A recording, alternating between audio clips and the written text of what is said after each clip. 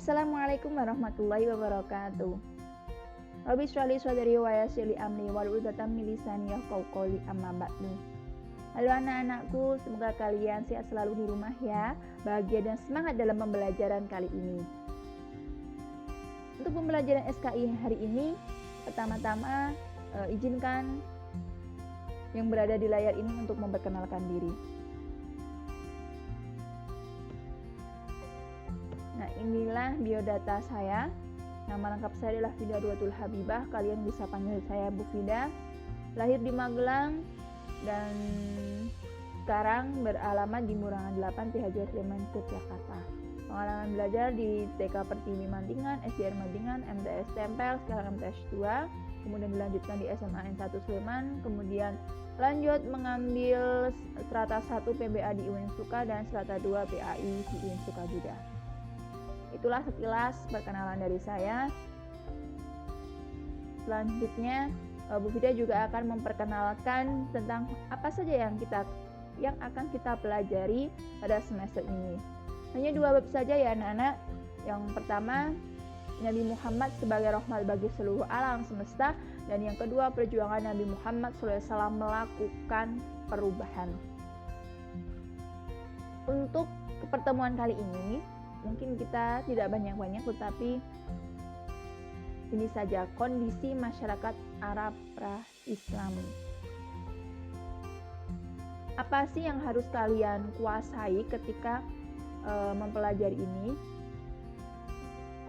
Yang pertama, kalian diharapkan dapat menganalisis misi dakwahnya Nabi, strateginya. Kemudian dari segi keterampilan, kalian dapat menyimpulkan misi Nabi Muhammad dan mengolah informasi tentang strategi dakwah Nabi Muhammad SAW di Mekah.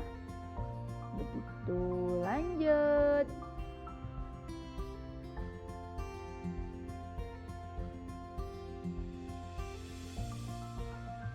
Nabi Muhammad SAW sebagai rahmat bagi seluruh alam semesta. Subbabnya itu ada kondisi masyarakat Arab pra-Islam, meliputi kepercayaannya, kondisi sosial, ekonomi, dan kondisi politik masyarakatnya sebelum Islam itu ada, dan dakwah Nabi Muhammad di Mekah dan strategi dakwah Nabi Muhammad di Mekah. Tetapi untuk pertemuan pertama ini kita akan mempelajari tentang kondisi masyarakat Arab pra-Islam terlebih dahulu. Coba kalian lihat,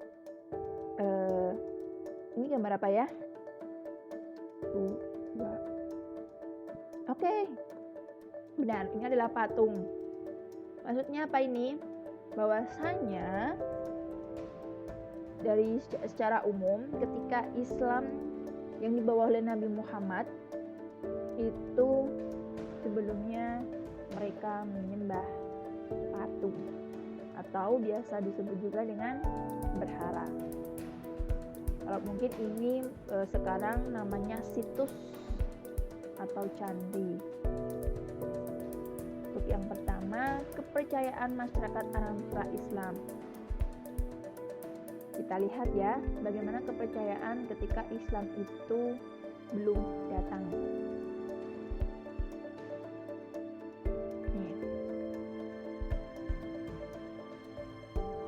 Bahwasanya sebelum Islam itu datang yang dibawa oleh Nabi Muhammad, sebelumnya kan ada Nabi Ibrahim. Nah, Nabi Ibrahim itu sebenarnya sudah mengajarkan dan mengajak umatnya untuk menyembah Tuhan yang Esa. Siapa itu? Allah. Buktinya apa kalau hanya menyembah Allah? Buktinya adanya Ka'bah, makam Ibrahim, dan peristiwa kurban. Kemudian setelah Nabi Ibrahim wafat kan dilanjutkan oleh Nabi Ismail. Ketika Nabi Ismail menyampaikan, nah itu pun juga masih mengajak untuk menyembah Allah. Namun sepeninggalnya Nabi Ismail, karena tidak ada penunjuknya mungkin, maka masyarakat Arab itu kemudian membelok. Mereka mulai menyembah berhala dan batu-batuan. Dan proses pemindahannya itu dimulai dari pembesar suku Khuza'ah namanya Amir bin Lu'ay al-Khuzai, yang awalnya pergi ke Syam atau Syria. Kemudian dia di sana mendapatkan suatu ilmu. Ilmu apa itu? Dia di sana di Syria itu kemudian mempelajari tentang bagaimana menyembah berhala. Kemudian si Amir bin Lu'ay ini kemudian mempraktikannya di Mekah. Dia membawa berhala yang diberi nama Hubal dan diletakkan di Ka'bah. Berhala Hubal inilah yang menjadi pimpinan berhala lainnya seperti Lata, Uzza, dan Mana. Itu diletakkan di dekat Ka'bah. Kemudian si Lu'ay ini mengajarkan kepada masyarakat Mekah cara menyembah berhala, sehingga masyarakat Arab mulai meyakini bahwa berhala itu adalah perantara untuk mendekatkan diri kepada Tuhannya. Ini jadi gara-garanya adalah si Amir bin Lu'ay al-Khuzai. Seperti itu. Kalian bisa baca di halaman 11. Selanjutnya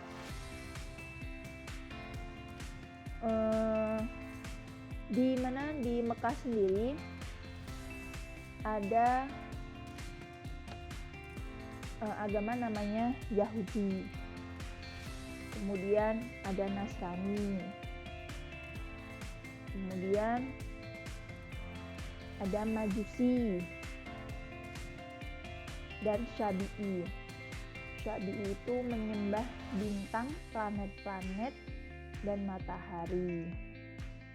Seperti itu kepercayaan masyarakat Arab Islam. Kenapa bisa menyimpang dari agama tauhid ini? Karena yang pertama, masyarakat Arab itu butuh terhadap Tuhan yang selalu bersama mereka, terutama saat mereka membutuhkan. Mereka itu ingin melihat secara asli wujud Tuhan itu seperti apa, makanya masyarakat Arab menyembah berhala. Kemudian kecenderungan yang kuat mengagungkan leluhur yang telah berjasa, terutama kepala kabilah nenek moyang mereka. Kemudian adanya rasa takut yang kuat menghadapi kekuatan alam yang menimbulkan bencana, mendorong mereka mencari kekuatan lain di luar Tuhan. Itulah kenapa mereka menyimpang dari agama tauhid. Selain agama Syafi'i juga masyarakat Arab ada yang menyembah malaikat dan jin. Bahkan ruh atau hantu pun juga dijadikan Tuhan. Selanjutnya, bagaimana sih kondisi sosial sebelum Islam? Kita tahu bahwa sebelum Nabi Muhammad datang itu adalah zaman jahiliyah. Dan bangsa Arab itu terkenal dengan bangsa ahli syair dan pemberani. Punya semangat tinggi dalam mencari nafkah, sabar menghadapi kekerasan alam, dan mempunyai ketahanan fisik. Pokoknya baik.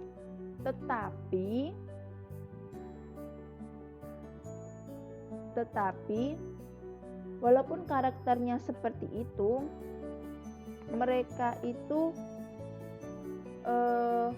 jahiliyah. Maksudnya apa? Bodoh dalam keilmuan tentang keilmuan tentang iman kepada Allah, seperti itu. Jadi punya karakter positif tapi juga punya karakter yang kurang baik. Selain itu, karakter yang menonjol di masyarakat Arab itu mereka sering membuat syair. Dan syair ini menjadi sarana komunikasi yang paling banyak berperan baik di masa damai maupun di masa berperang. Dan syair itu dijadikan alat untuk kebanggaan, keunggulan yang mereka miliki. Ini tokoh-tokohnya banyak: Muhalhil, Zuhail, Lubayt, Antarah, Asya bin Qais, dan banyak lainnya. Nah, syair-syair itu dipertontonkan di mana? Syair-syair itu seringkali dipertontonkan di khalayak ramai seperti pasar, yaitu pasar Ukas namanya. Ini yang terkenal. Lanjut. Nah, ini yang dari buku katakan jahiliyah. Secara ilmu itu cemerlang, tapi dalam hal keimanan itu mereka nol. Dan tadi kebiasaan lainnya adalah pemberani dan sebagainya itu. Nah, ini ada karakter yang sangat menonjol dalam kejadiannya, itu sering minum homer. Homer itu yang memabukkan. Jika diminum banyak itu maka akan saya kalau zaman sekarang. Tapi anak-anak jangan sampai ya berkenalan seperti itu. Berjudi, berzina, merampok dan sebagainya. Kemudian perempuan juga dijadikan dalam posisi terendah. Karena kenapa? Perempuan itu dianggap makhluk yang lemah, dan mereka itu bahwasanya perempuan itu tidak bisa berperang. Makanya perempuan dianggap makhluk yang lemah. Sehingga waktu itu laki-laki bebas menikah dan menceraikan perempuan. Lanjut guys.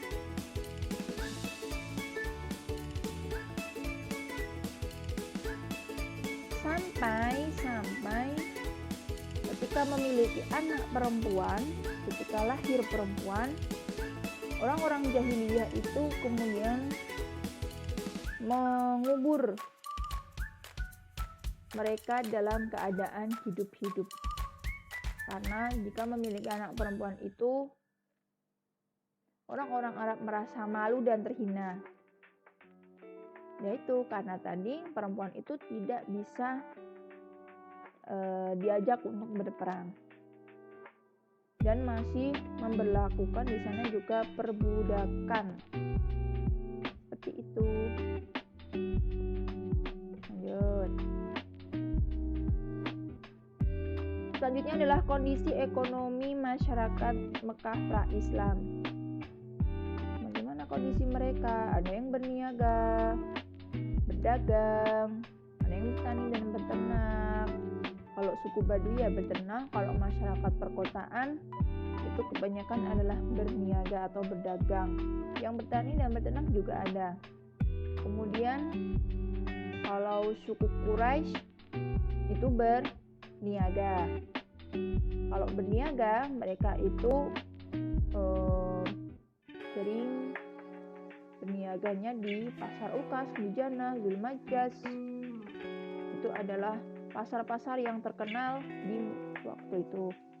Dan fungsi pusat perdagangan itu tidak hanya sebagai transaksi berdagang, tetapi juga tadi sebelumnya sudah katakan sebagai pusat pertemuan para sastra, penyair dan orator. Ya, di sana pasar itu juga dijadikan sebagai tontonan. Lanjut.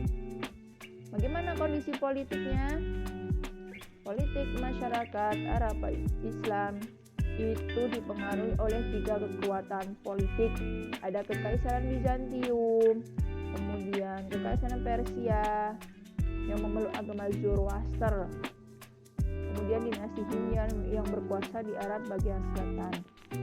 Dan kondisi politik di Arab ini dipengaruhi oleh dua hal, interaksi dunia Arab dengan kekaisaran Bizantin dan Persia, dan yang kedua persaingan antara Yahudi dan Zoroaster. Next.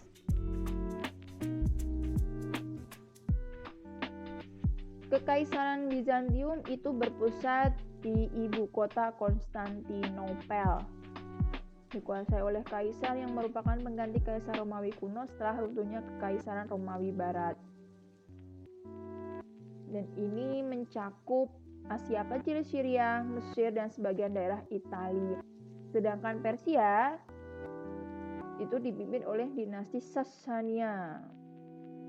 Ada wilayah Iran, Irak, Armenia, Afghanistan, Turki, bagian timur India, sampai India, Suriah, Pakistan, Kaukasia, Asia Tengah, dan Arabia. Gitunya. Next. Sedangkan bangsa Arab sendiri itu terdiri dari beberapa suku. Karena saking banyaknya suku, mereka tidak jarang berperang. Dan perang yang terlama itu adalah namanya Perang Fujar, yang terjadi 15 tahun sebelum Rasul diutus.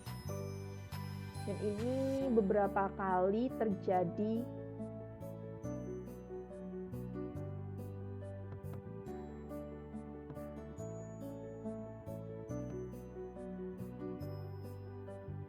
Di Jazirah Arab itu ada beberapa kerajaan yang pernah ada. Yang pertama ada kerajaan Kindah. Raja pertamanya namanya Hajar Akil Al-Miror.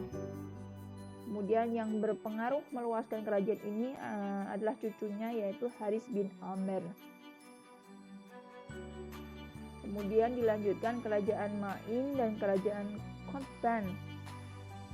Ini hidup pada satu zaman. Keduanya kerajaan paling awal di zaman, namun sejarah tentang kerajaan itu sangatlah sedikit. Ada juga kerajaan Sabah, dan ini terkenal ya di sejarah ketika adanya Nabi Sulaiman. Ibu kotanya di Ma'rab. Ratunya atau rajanya, bukan raja ya, ratunya itu Ratu Bilqis. Dan ini diabadikan di surat An-Naml. Selanjutnya adalah kerajaan Himyar. Jadi setelah kerajaan Sabah runtuh, kemudian ada kerajaan Himyar. Dan ibu kotanya bernama Zafar. Raja-rajanya menggelari dirinya dengan Tababi'ah. Tuh, lanjut. Selain kerajaan-kerajaan, ada juga pendudukan Romawi di Yaman. Junuwas, yang Raja Himyar yang sebelumnya itu yang memeluk agama Yahudi, itu mengajak ke rakyatnya. Tetapi sebelum mengajak ke rakyatnya itu, Raja Himyar ini memberikan pilihan kepada orang-orang Masri Najran. Yang pertama pilihannya memeluk agama Yahudi atau mereka harus mati. Ternyata orang-orang Masri Najran itu memilih mati daripada dipaksa harus memeluk agama Yahudi. Maka kemudian Raja Himyar itu menggali parit dan mereka dibakar dalam parit itu. Sebagian mereka ada yang melarikan diri dan meminta bantuan ke Habasyah. Ke Habasyah itu menganut agama Kristen yang kemudian meminta bantuan juga ke Kaisar Romawi. Kemudian Kaisar mengirimkan kapal perang dan senjata, maka Najasyi maka Najasyi mampu menaklukkan kota Yaman berkat komandannya bernama Arbat. Pada saat itu salah seorang pembantu dekatnya yang bernama Abrahah melakukan pemberontakan dan akhirnya membunuhnya, maka jadilah Abrahah penguasa di Yaman. Peristiwa ini terjadi pada saat hidupnya Abdul Muthalib bin Hashim, kakek Rasulullah. Abraha itu yang terkenal dalam apa anak-anak? Dengan tentara gajahnya. Lanjut. Pendudukan orang-orang Persia atas Yaman. Nah, salah seorang anak Raja Himyam bernama Sa'ib bin Zi, ternyata ada yang ke Persia, melarikan dirinya ke Persia. Kemudian si Sa'ib ini meminta bantuan orang-orang Persia untuk mengeluarkan orang-orang Habasyah dari negerinya. Maka mereka pun bergerak dan mampu mengalahkan orang-orang Romawi. Sehingga tadi yang Yaman itu dikuasai oleh Kaisar Persia. Lanjut.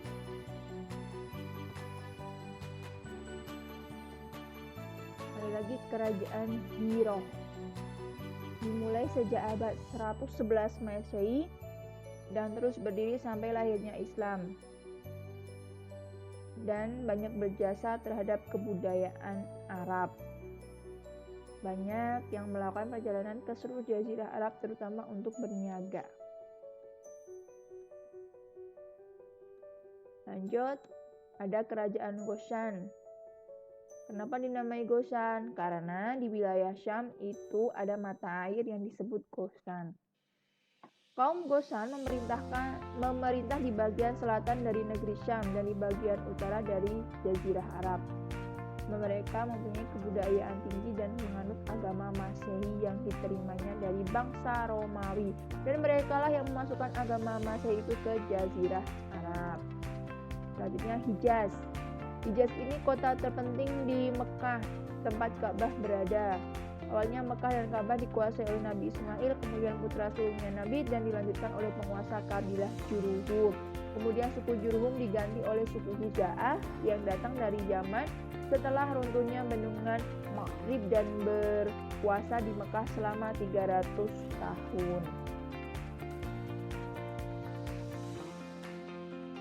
Dalam abad ke-5 Masehi, suku Quraisy itu merebut kekuasaan Mekah dan Ka'bah dari suku Huza'ah. Mekah mengalami kemajuan di bawah kekuasaan suku Quraisy. Kemudian suku Quraisy karena Mekah itu didatangi oleh peziarah yang datang ke kota Mekah, maka suku Quraisy membentuk beberapa jabatan tinggi. Ada namanya Hijabah, Sikoyah, Diyat, Sifaroh, Liwah, Sifadah, Nadwah, Riman, Hazimah, Azlim. Kalian bisa baca secara rinci sejarah ini di buku paket kalian. Oke, itu saja. Thanks for your attention. Bener ya, insya Allah pronunciation-nya. Thank you for your attention. Jangan lupa like, comment, and subscribe di channel YouTube-nya Bu Fida. Untuk kehadiran sendiri ataupun tugasnya akan Bu Fida jelaskan melalui blog fidadh.wordpress.com. Untuk pertemuan kali ini, Bu Fida cukupkan kali ini. Terima kasih, semoga kalian dalam keadaan sehat selalu, tetap semangat dan bahagia dimanapun kalian berada. Jangan kemana-mana kalau tidak penting, oke? Agar mata rantai COVID-19 segera berakhir dan enyah dari bumi Indonesia ini, oke? Mari kita akhiri dengan bacaan Alhamdulillah bersama-sama. Alhamdulillahirabbil alamin. See you next week. See you dalam pertemuan selanjutnya. Jangan lupa kerjakan tugasnya, absen dan sebagainya berada di blog Bu Fida. Wassalamualaikum warahmatullahi wabarakatuh. See you.